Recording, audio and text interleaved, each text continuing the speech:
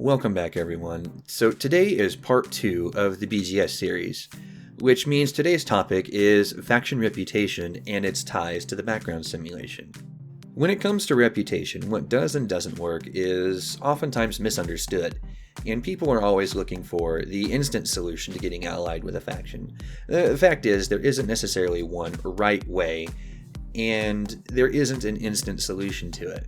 And what does and doesn't work oftentimes depends on the faction you're trying to become allied with, namely whether or not they own a station or are in control of the system. In general, there are 4 different paths to increasing your reputation with a faction. You can do missions, you can sell exploration data, sell commodities for trade profit, and you can do combat actions. So let's go through each one of these bit by bit. The first part is missions.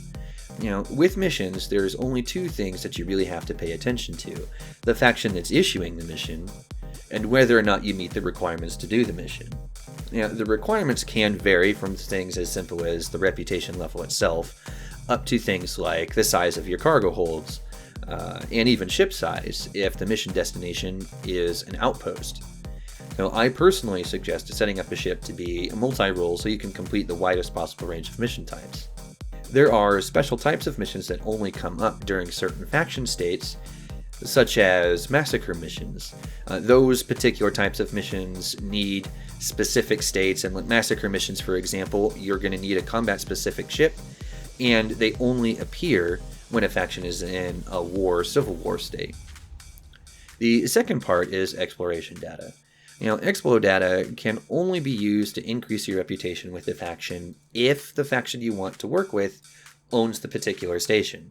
So an easy way to check station ownership is to go to your left side panel and open the system map, and simply mouse over the station, and the name of the faction that owns the station will be displayed on the small window that pops up. So how much Explo data does it take to get to Allied? Yeah, quite a bit. In excess of 2 million. I'm not sure on the exact number, but it isn't a small amount by any means. Trade profit is the third method, but like the second, is limited to stations owned by the faction you want to gain rep with. It can be time consuming to use this method if you're selling low value commodities, but if you find a commodity that sells for a significant profit and have a large hold, it really won't take all that long. Combat is the last of these, and it can take a couple of different forms. The most common is bounty hunting, but yet again, just like the others, there is a special requirement to this. It only works if the faction you want to gain rep with is in control of the system. Bounty hunting commonly takes place in places like nav beacons, compromised nav beacons, and resource extraction sites, with the extraction sites being the favored locations.